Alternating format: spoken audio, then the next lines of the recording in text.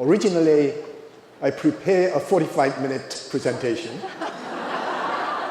2 minutes ago, I was informed that 10 minutes would be just enough. So now I probably try to reduce it to 5. New Confucianism is comprehensive, integrated vision, humanistic vision, in the broad sense intended to provide a reference and hopefully also a source of inspiration for human, not just survival, but flourishing in the 21st century. This ideal, highly refined ideal, of course, cannot be easily put into practice. For 3 generations of Confucian thinkers, from 1919 to 1949, they were very deeply involved with Westernization. They learned from the West. All the great values now we cherish, such as liberty, rationality, due process of law, human rights, dignity of the individual. They learn, especially science, technology, and many other features of Western learning. From 1949 to 1979, there's virtually no study of Confucianism in the People's Republic of China. But Confucianism continued in Hong Kong, New Asia College, in Taiwan, in North America, in Singapore, in a number of other places. So even though Confucianism was marginalized for more than 30 years, as a vibrant intellectual trend, it survives sometimes as habits of the heart of the Chinese people. Right now, because the communication and information technologies, 3 things that are very important for all traditions to learn about wisdom are marginalized. The first one is the art of listening. The art of listening, not just ordinary listening, but deep listening. The second one is basically dialogical relationship, face-to-face communication. And third one is a respect for the cumulative tradition of the elders of one's own tradition.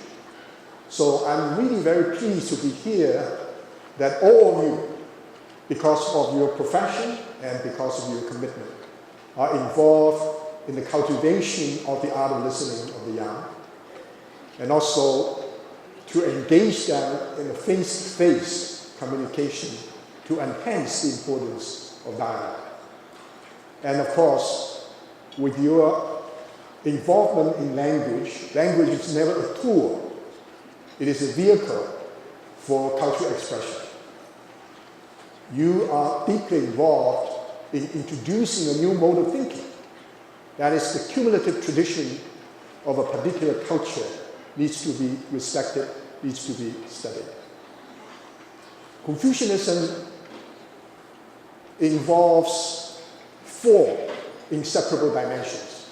That's one of the reasons I try to characterize it as a comprehensive and integrated humanism. Unlike the humanism that has been very pervasive in the world today, because the humanism that is pervasive in the world today is very specifically stated as a secular humanism. We are in a world of the secular age. Secular humanism is against the spiritual realm, which is considered not very rational.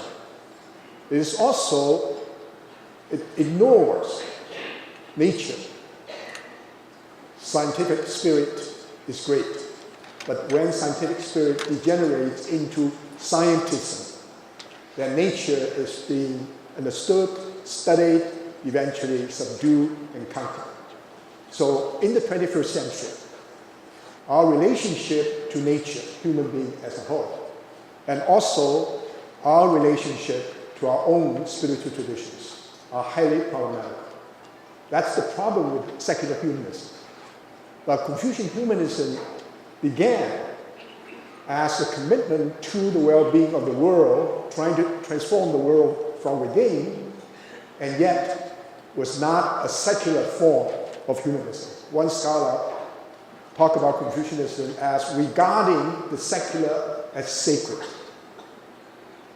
Not only human beings are sacred, animals, trees, minerals, waters, mountains, all these are not simply collection of objects out there. You can even use a rather loaded term.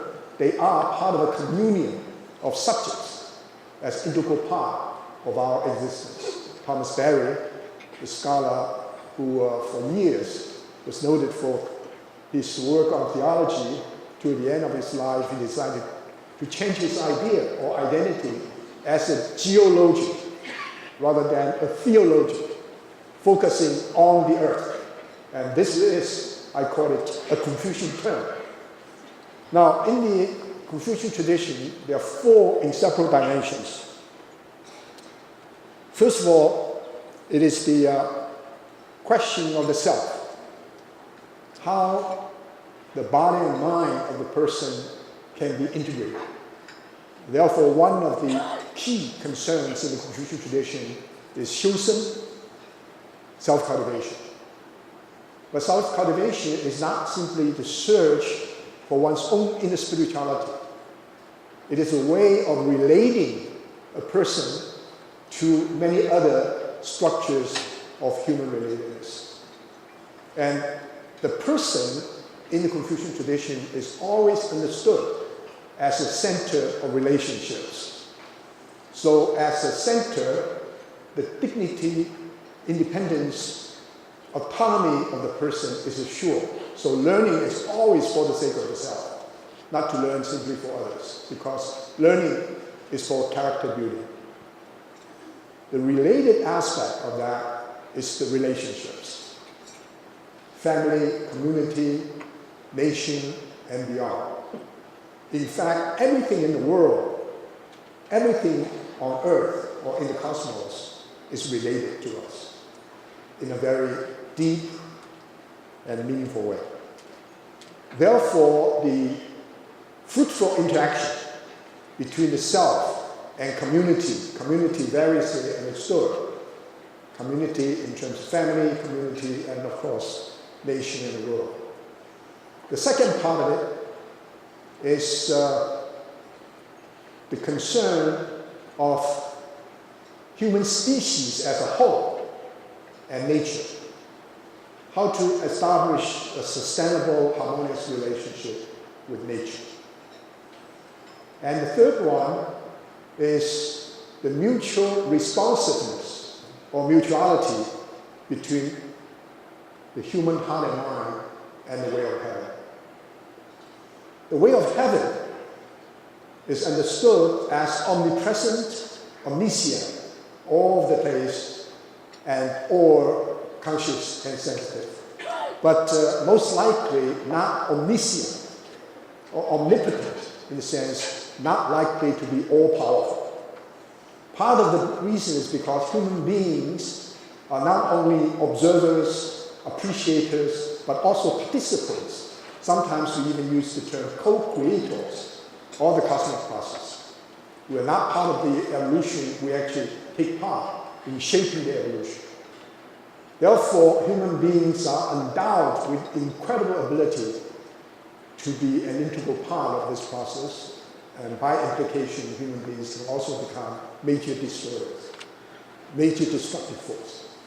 So the old statement, even before Confucius, was that all natural disasters, human beings will be able to survive all natural disasters.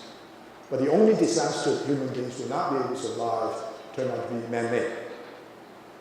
And therefore the sense of responsibility, not only for oneself or one's community, but beyond.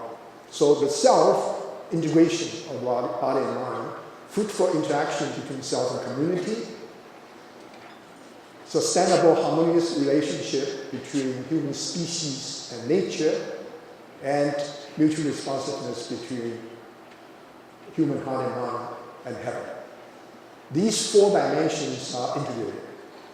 My sense is this particular vision, a holistic vision, is important for the human community as a whole. Underlying this vision, there's also a rather grandiose idea about how human beings are related among ourselves and related to nature as a whole. This, of course, done very early in the 11th century. One scholar, Zhang Zai, makes the following observation.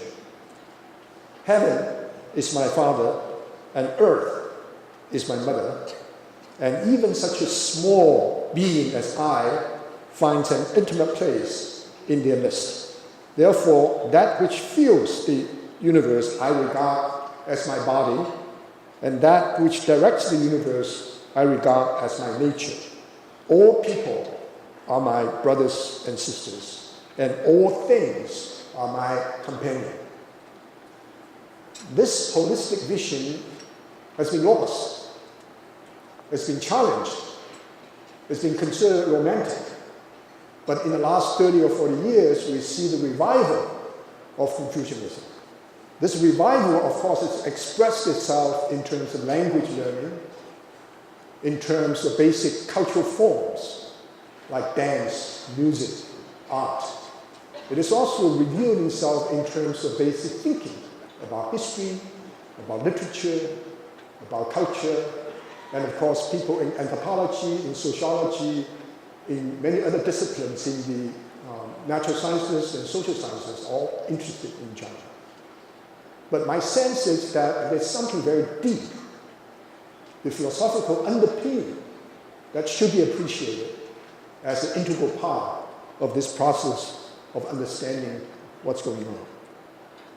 One of the most powerful challenges to the tradition, Confucian tradition, by implication maybe Hinduism, early Christianity, Judaism, and Buddhism, is this incredibly powerful modernization process that initiated by the Enlightenment movement in the 17th, 18th century.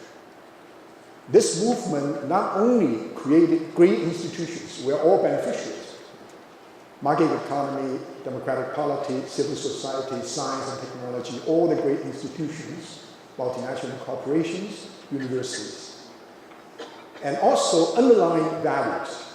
These underlying values are universal values. Each and every one of us is committed to the flourishing of these values: liberty, equality, due process law, human rights, dignity of the individual.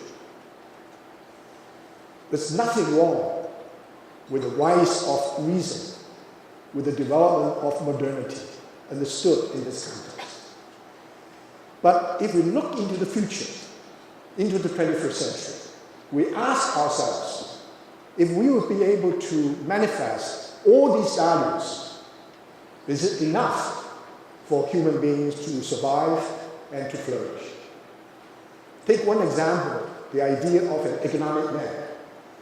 An economic man is aware of his self-interest, tries to maximize his profit in the relatively free market adjudicated by law. So some of the great values, such as liberty, self-interest, law, freedom, are all very much embodied. Therefore, we have tremendous respect for the successful business people.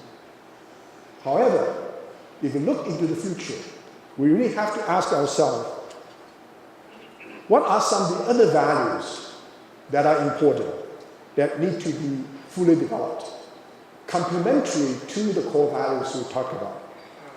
Liberty, to be sure, of course, justice. And justice now is very widely discussed in the United States. Rationality, to be sure, but sympathy, empathy, compassion.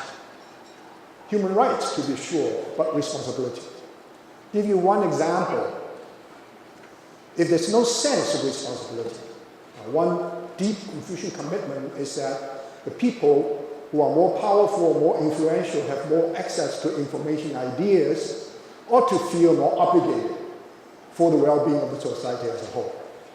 But in the classical, I would say very limited notion of our human rights is that I have my rights, I respect your rights, I am a billionaire, you are homeless. I do not, in principle, have the responsibility to take care of you. I hope I will do it. If I'm compassionate, I will do it. But it's not part of my being as a person who embodies human rights. However, there's no question about the fact that human rights are by far one of the most important universal values today, and we need to certainly develop. Now, China is at the crossroads. The economic vibrancy, political power made China extremely visible. But China's quest for cultural identity looms large, not only in the minds of people in cultural China. When I define cultural China, I mean mainland, Taiwan, Hong Kong, Singapore, Macau, the Chinese diaspora, and all of you, people who are connected with China, neither by birth nor by marriage, but concerned about China in a long-term perspective. Diplomats, business people, people in the mass media, people in the academic community, NGOs. Because the image of China will be shaped not just by ethnic Chinese or Chinese in the first and second symbolic universes. Often they're shaped by people who are concerned about China but not linked with China ethnically or even linguistically. So this is a major agenda. Where is China going to go, is a question that weighs heavily upon the conscience of all reflective minds in the cynic world. With a view to the future, China's modernization cannot be guided by an unflinching faith in materialism, instrumental rationality, progressivism, and social engineering. Policies formulated by the technocratic mentality without reference to culture and ethics are not sustainable. In the deeper sense, a critical reflection on the strengths and limitations of the modernist mentality by tapping into traditional resources is both necessary and desirable for formulating a wholesome cultural identity. Therefore, I feel that for the 21st century, Confucian humanism should not simply a way of inviting people to learn about China, to feel China is great, to cherish the tradition, and to learn various aspects of China in a romantic sense. These all absolutely critical. And I cherish the hope that whenever I have a chance to talk to people who just learn Chinese, it's a liberating experience. In addition to all these concerns about the rise of a civilization, it is our joint responsibility to see to it that whether China is not simply nationalistic, is not simply a kind of closed particularism, it's not simply a celebration of Chinese culture at the expense of other cultures. So my cherished hope is that this new cultural identity, infused by some great, I would call anthropocosmic vision of the Confucian tradition, is first of all open. If China is to cultivate the Chinese cultural identity, China should understand Japan, Korea, Africa, all these other societies are interested in cultivating their cultural identities. The second one is that it has to be pluralistic. It cannot be unilateral. And third one, it has to be self-critical and self-reflexive. Now, China is in this restless march towards modernization. China takes the West as the reference. but I think it's important for China as a member of the global community to take many other cultures as reference.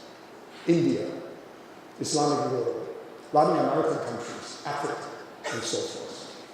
And also, it is important, maybe for the first time, that the relationship between China and the United States is no longer simply the relationship of confrontation. Last few years, we witnessed many dialogues, trade, reduction of environmental degradation, the evaluation of renminbi, the whole idea of even a military strategy. None of these quote dialogues are dialogues. They're bargains. They are not, if not confrontations, they're conflicts, they're asserting pressure. A genuine dialogue is dialogue between core values. The dialogue to learn. It begins with tolerance